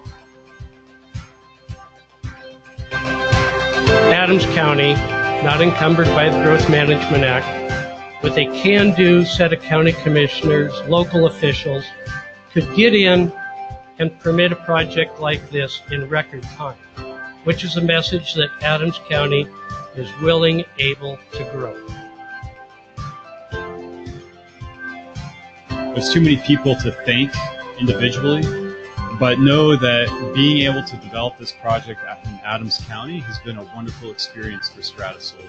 You've welcomed us into your community, you've welcomed us into your home, you've helped us on the permitting. The permitting process in Adams County was probably the quickest, most painless process I've ever gone through for permitting a solar energy facility. It's been exciting for the town of Lynn because of all the capabilities that this facility, this project has given to the town, and the end results of possible usage of the solar energy that's going to benefit our town.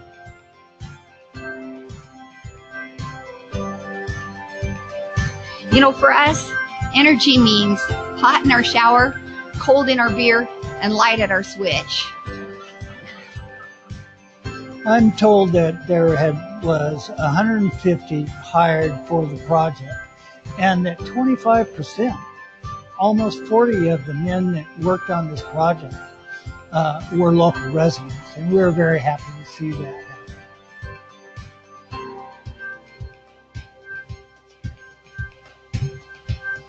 Well, thank you. Appreciate all the questions. That makes it fun and interactive. So, again, Solar Washington, thanks for the opportunity to present. Appreciate it.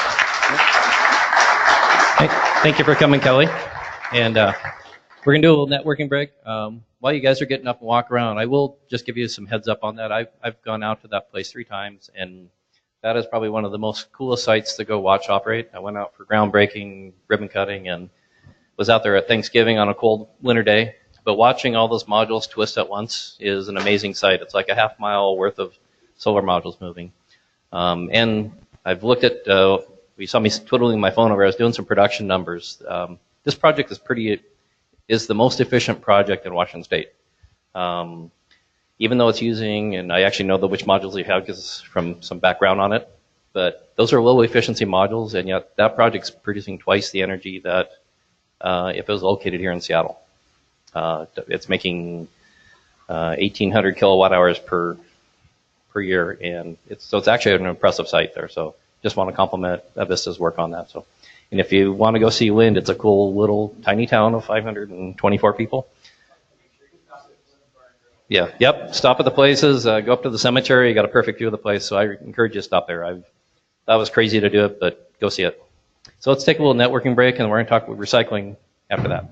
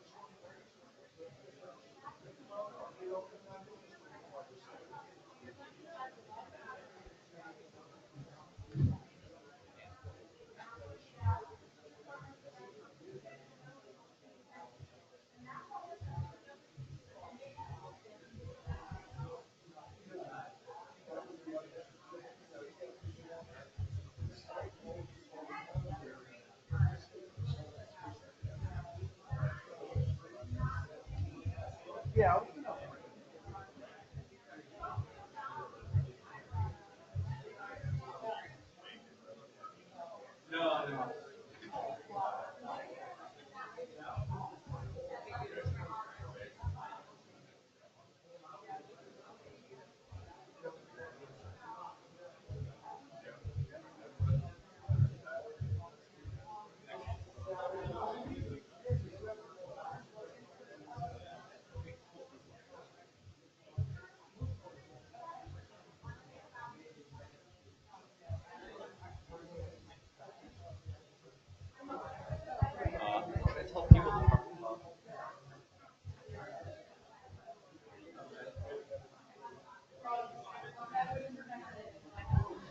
So we're going to restart in just a minute or two. Grab your seats.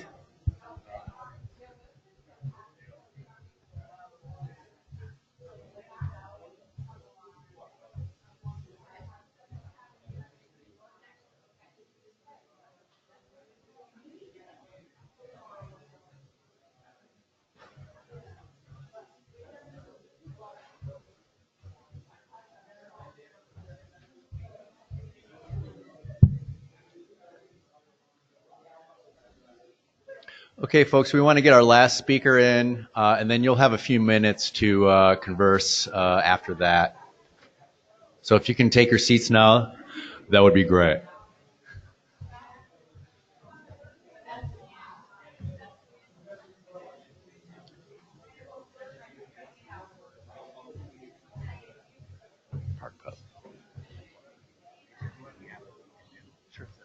Yes.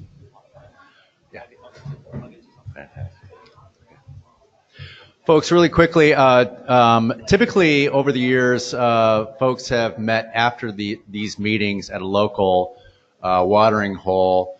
The Finney Market Pub closed several months ago, so that left us with a huge task of finding a new place. So I've been told that the new place, until further notice, will be the Park Place Pub.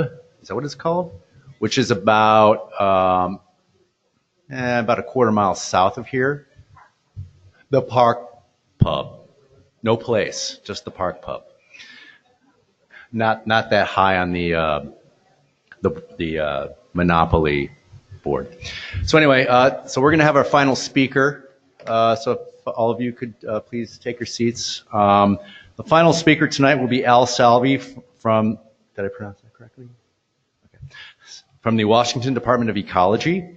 He will give an update on the PV module stewardship and takeback program from SB 5939, passed a couple of years ago. And by the way, your colleague Christine Haun, also from Ecology, gave a presentation at the Solar Summit back in October, and that is on our website if you all want to refer to it. There's a link that says 2018 Solar Summit, so check that out. So, Al, thank you very much for coming tonight. Thanks, everyone. Once again, Al Salvi with Department of Ecology. That was a pretty tough act to follow there. That was a pretty nice, pretty cool presentation on the Avista project. Thanks for that. That was great. Patrick just mentioned Christine Haun. I will apologize. Christine, wish she could be here. She's the expert on this stuff. She knows it pretty well.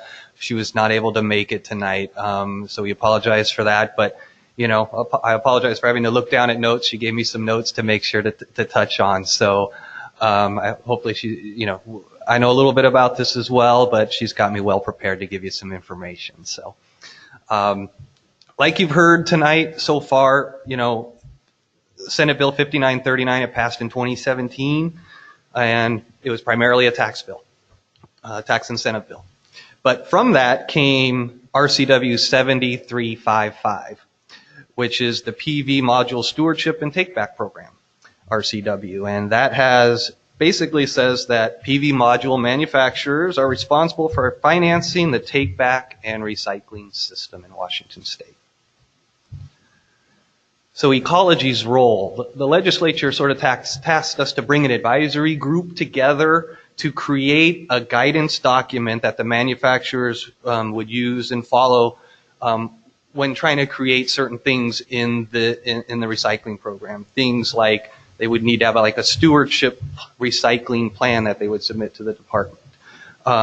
Annual reports, different processors, different downstream vendors that are going to be used, and what is the collection network going to look like? Are things going to be recycled? You know, all those sorts of things are what part of this guidance document is going to help with. And so there's been, I think we had our last meeting, might be one more coming, but yeah, something like that. And I think that was the third or fourth that we had working with an advisory group. And I'll get into a little bit more about what has come out of that so far, and probably more important, what's coming. So after that first meeting, bringing everyone together, starting to talk about some of this stuff. One thing that became pretty clear right off the bat, that prompted us to go to our AG, our Attorney General, to find out what is covered in this program. What is going to be covered? So to figure that out, you obviously got to go to the law, and words are real important here. And basically what the law says as far as what is going to be covered in this program, the PV modules are installed on, connected to, or integral with buildings, or they're freestanding, off-grid power generation systems, such as for powering water pumping stations, signage lights, agricultural purposes, things like that. So that's kind of what the words said. And then in the meeting, we're like, well, what about this and what about this, and a lot of things like that. So we went back to our Attorney General to give us an opinion on this. And so what we got back was, in one aspect, a little surprising, but it also cleared some things up, like things like your, the solar lights, lights that you might put out in your garden and things like that. Those will not be covered by this program. Other kind of consumer electronic devices, a module on a watch and different things like that. Those things are not going to be covered in this program. Now, the one that was a little surprising that people weren't necessarily, I think, thinking about was that solar farm type projects. And remember here, scale is not going to matter because of the words that were in the law. It could be one panel, it could be 1 million. It doesn't really matter. That type of scale, it's just what the word said. And so if those big types of projects are not installed on, connected to, or integral to buildings, or if they're connected directly to the grid, they're not part of the program. So that was kind of a big thing that we found out early on, but that came out of working early with the stakeholders on trying to figure some of this out. So coming up, I was also asked to talk a little bit about tracking manufacturers and also some enforcement. So that's what I'm going to go into a little bit now. So as far as ecology trying to figure out the manufacturers that are going to need to be participating in this program, there's a couple things in the law that help us with this. And the two things that are said in the law is that a manufacturer must submit their own stewardship plan or join another stewardship organization. So obviously that's one way someone's going to say, hey, look, I need to do this, and they'll either submit their own plan or they'll join a stewardship organization. For example, the e-cycle program in this state has one stewardship organization that all of the manufacturers are a part of. So it's just one. So the other part in the law is that when manufacturers are participating in that stewardship organization, where it's representing a lot of manufacturers or multiple manufacturers, that it's going to be the stewardship organization's responsibility to submit the list of the manufacturers and brand names that the stewardship organization represents. Okay? So those are a couple ways there. And also, Ecology has been doing research kind of worldwide on PV manufacturers to kind of get an idea of what's going on out there. And we can also have the Wazoo folks can help as well. So that's a little bit on manufacturers. Now I'll talk a little bit about enforcement.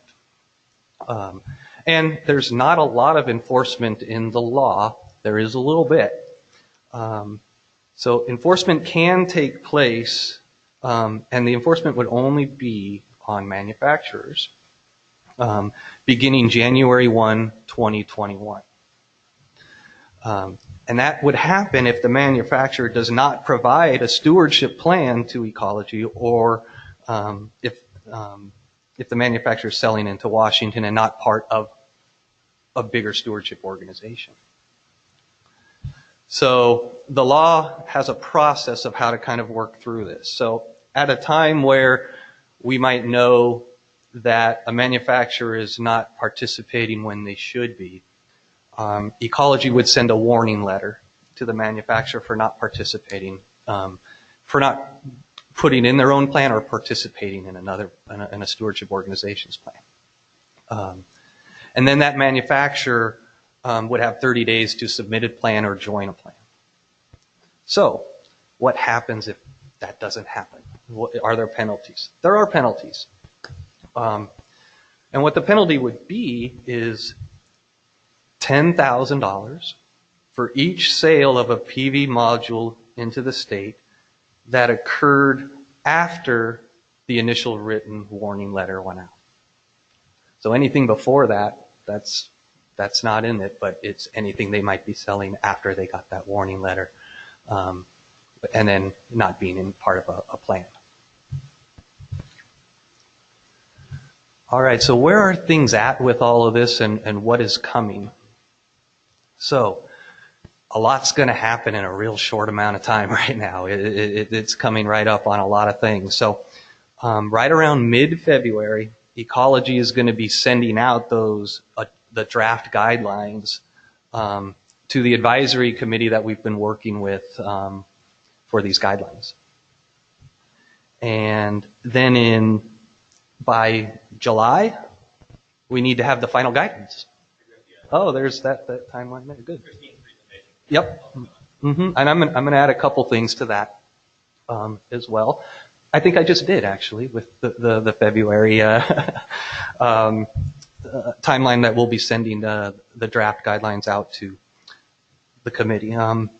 So you've got the rest there. Let's see, is there anything else? Yeah, okay. So the stakeholder group we've been working for, and Dean, you may want to, some of these might have changed, or at least the companies may have changed from that I might not be off on. But the advisory group, and, some of these have been real, very participant, and then there's been not as much participant from some, but we have gotten some good feedback along the way. Bill Angel from Whatcom County Health, David Thompson, Panasonic Corporation of North America. You got them up there. Okay. I don't need to read through those all. You can, unless you want me to. You forgot to say my name. I'm joking. Well, let me at least get that far. How about Dean? So that's the group we've been working with. I do my best to answer any questions that you might have. And if you want more information on this, if you were to just like Google, solar recycling guidance, it'd be one of the first things you'd see would be the Washington State page on that. That would come up. You could click on that and get a bunch of information. So I'll try to answer whatever questions there are. If I can't, I'll get you an answer. Coming back here. So it sounds like this program is focused at the manufacturers exclusively. My question is there a way to use, can you can you use panels in the state of Washington that maybe you sign up to, or the person who installs the panel signs up to the plan? Or is there any way to use panel manufacturers that don't sign up? And I guess my concern is that you may come to a situation pretty quickly where you only have 2 or 3 panel manufacturers that can deliver in Washington, which really would drive up the price. So. Yeah, I don't really have a good answer for you there. I mean, there's a lot that we're still figuring out on this, and we're really, when we send out our guidance and we're getting the comments back from the advisory committee with a lot of folks that have, a lot of knowledge in this industry, we're expecting to do a lot of work, because we're going to get some information about how things work that maybe we didn't know, and it's really going to, drive which way to go. How do you collect this stuff? Who's going to be doing it? That's not going to be all on the manufacturers. There's going to be ways to figure some of these things out. And so we're really hoping the industry can help us get there.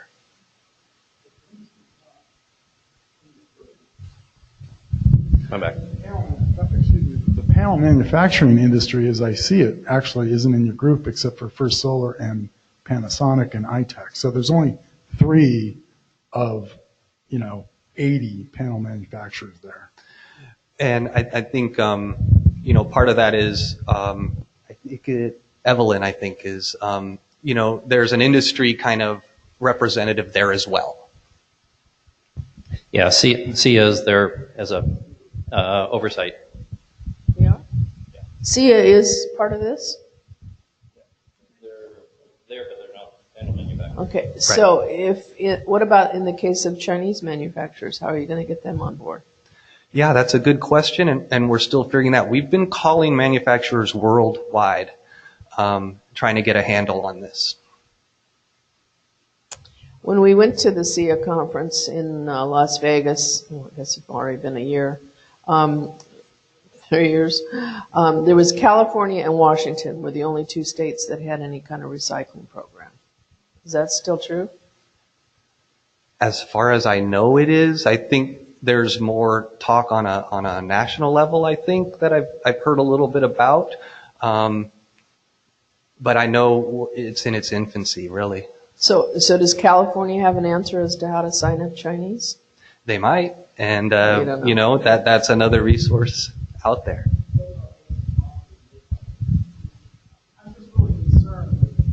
Really, in the scale of things, Washington is a very small consumer of panels, and maybe just another suggestion is if you can have reciprocity with, say, California, their plans work. It's just going to help a lot of ways. So something else to think about. Okay, thank you. Yeah, and Pam, to your question, there's only 2 PV recyclers, but there's 3. There's First Solar. First Solar does their own recycling. There's only 2 in the United States that are attempting recycling right now that I'm aware of. And I'm doing quite a bit of homework on it. I'm only finding 2.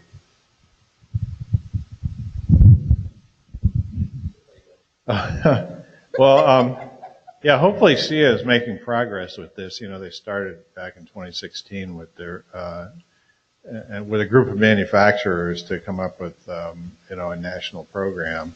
I have not tracked that. One of the reasons is that we just we never have these things to throw away hardly. This one gets dropped and shatters. We've removed systems from. This is our 19th year in this business. And the systems we installed way back in the day are still up there running just fine. They're producing at the level that they did when we installed them. So there's not a lot of incentive for people to get rid of these things. And if they do take them down, there's somebody waiting to put them to use again. So it's, it might be a long time before we have a material flow, as far as I can tell. Yes, no doubt. The material flow is a big concern for the people trying to start businesses right now.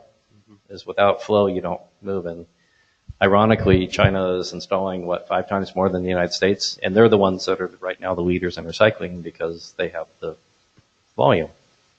So it's kind of like, who's going to lead? It's China is what I'm finding right now.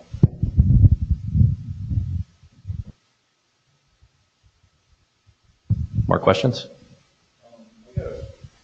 It's really just a sidebar. What if we had something, a requirement like this for manufacturers of plastic packaging? Yeah. And don't think that's not in, on minds and being worked on. The part that kind of spooks me, I don't want to steal your time in here. No, please. So this is 5939. The way I'm reading it here, the per module fine. So if you import a module after, what's our date code? January 2021. If you import this module, this is subject to a $10,000 fine. The way I'm reading 5939.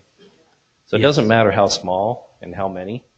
It's per module. So this qualifies under the what a definition of a module is, because it's got an aluminum frame, glass.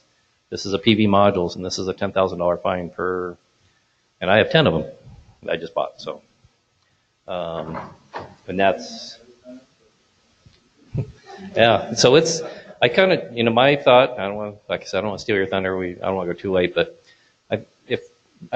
my gut feel is I think we need to retouch this bill and make it follow some guidance there.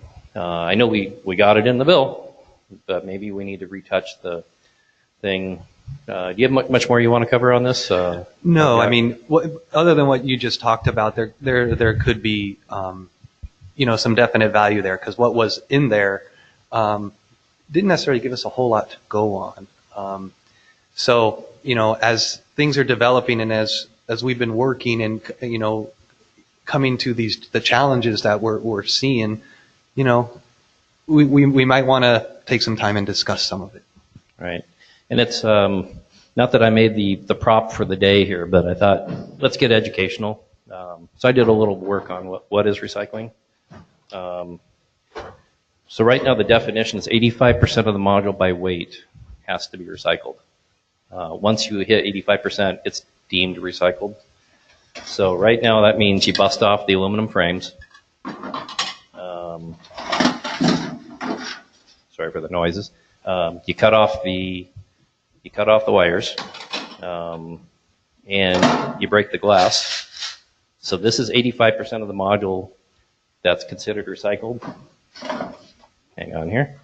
I wasn't most prepared for this prop here, but so what that means is your junction boxes, the plastic on it, goes in garbage. Your solar cells with the silver on them go in the garbage. The silicon that you frame with, garbage. Your copper wire with silver is all in the 15%. So back to when we had Rick Matheson do a presentation here last summer. He and a group out of California, the furthest along. The glass is 74% of a typical module, and it's a module made in Washington that they use the numbers off of. So that 10% for frames and glass define recycling. So I'm a little concerned that we shouldn't be filling up our landfills with solar cells under the definition. So I think we need to go back and ask the legislators to rewrite legislation that we think solves our problem. I'm all on board to help create something that works, because right now the names up there that you saw for the work group are the only ones that are interested in selling here. SIA is only representing SIA, but they're not representing manufacturers. So a little prop for a garbage can. I want to buy a garbage can from me tonight. But so I think we need to retouch what we're legislation and actually truly recycle a panel. Both Rick Matheson and is Sam Vanderhoof up here on the list? He's not on the list. He's got the second company that's working out there for recycling. So both Rick and Sam I know extremely well, trying to find a way to get every last little bit of the recycling. Oh, I forgot to do all my other parts. The The part that you can't recycle is the EVAs that are in the module. So this is basically what your tennis shoes are made of. But there is, how many square feet? 40 square feet in a module. And then the back sheet that's in a module, the plastic back sheet, this is the hard stuff to recycle. So right now, both Sam and Rick are getting up into the 95% recovery rate. But Washington legislation only requires 85%, so some fly-by-night operation could come in here, do 85% for a price, say they're recycled, take the rest to the landfill, and be in compliance. So I think we need to look at the bill and kind of, as a group, figure out what we need. You guys are doing a great job. I want to, I've been going to all the meetings, so I want to give Department of Ecology a big hand for being able to pull people in and out of Europe. They brought in Jan from PV Cycle, brought him over from Europe. He's a wealth of knowledge. I had lunch with him at one of the meetings. He knows the stuff. And that was the second thing. Where'd my module go? Modules that have a date code on them of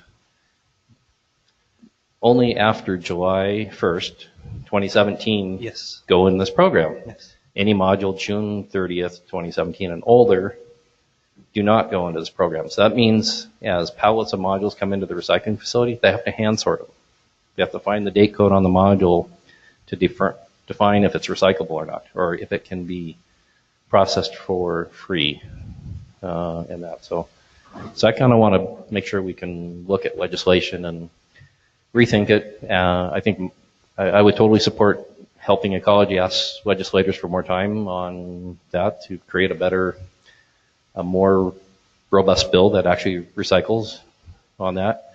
Repurposing, I know, is both Rick and Sam are real big into repurposing. So here's a 40-year-old solar panel of Phil Liu from WCU has it. There's nothing wrong with this panel. It's back to your comment.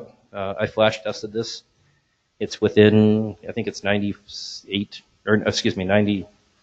think this was 94% of its rated numbers 35 years later or whatever, however old it is. So, because this module should never go into a landfill. It should go back into something to power stuff or come to solar watching meetings for a prop.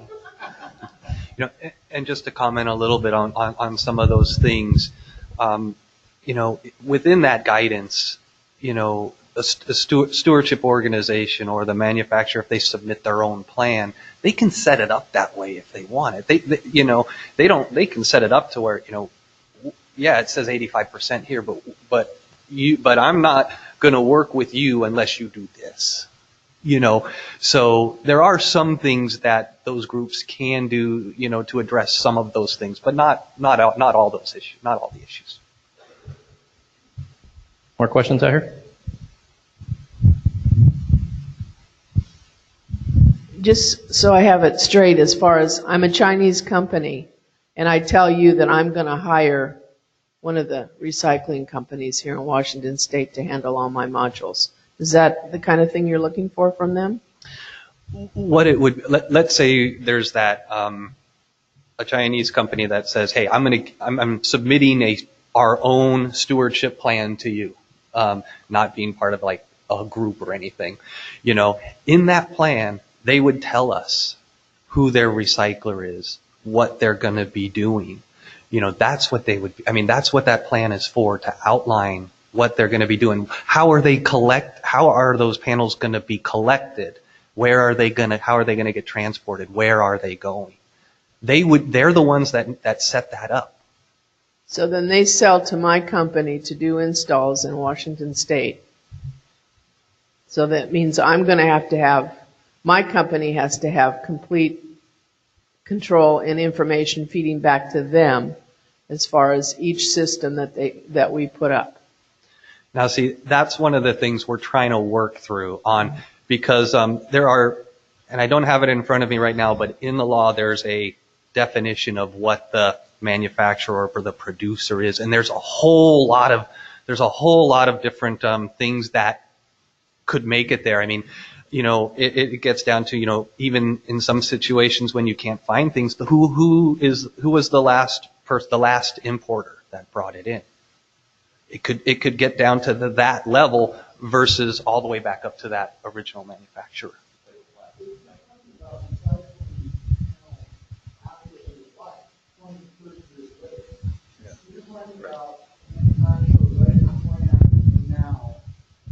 Manufacturer writing a plan now, certifying it, and then somehow this plan is going to be implemented 20 or 30 years later? Well, it's implemented. It needs to be implemented. I believe July 1, 2021 is when it needs to be implemented. No, that's the plan's implemented, but the actual supply, the actual panels coming off the roof and then going to be recycled isn't going to happen for the most part for 20, 30 years. That's really what you guys are proposing? That's there, and there's all. That's hard to believe, frankly. That's not what we proposed as ecology. That's what the legislature has. That's what the law says, I guess, is the way to do it, and we didn't write the law. So I support Dean and Solar Washington rethinking this. That's crazy. But what would be taking place during that time would be, I think, breakage type of things and things like that. But still, your scale's going to be pretty small, I think. The good parts, and we'll have to wrap up here in a few minutes, but the good parts on this, it was creating locations, drop-off locations. How many in the state? Was it one for every county and then one for every certain population? So there would be like 75 designated places to take modules in the state. However, that's a lot of work to create for the 3 or 4 modules that go into Ferry County that get broken. Mm-hmm. Or, so it's King County might have, how many you want to guess, 100 a year broken modules? 200.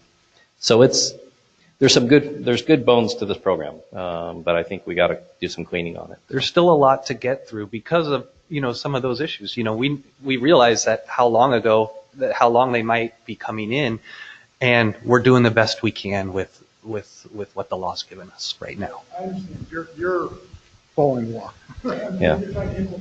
We're trying our best, and folks like Dean and others have been a big help. We're learning a lot.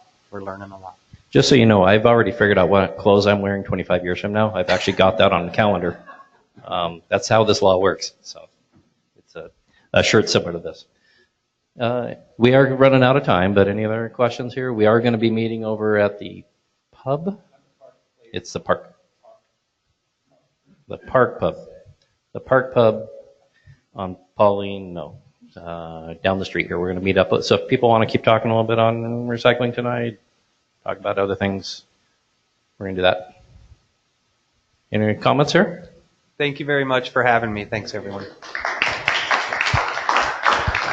Thanks. Okay. All right. The place is right before Finney Market, right? So it's a short little quarter-mile drive. All right. Thank you for coming. And in about 2 months, we're going to have another meeting.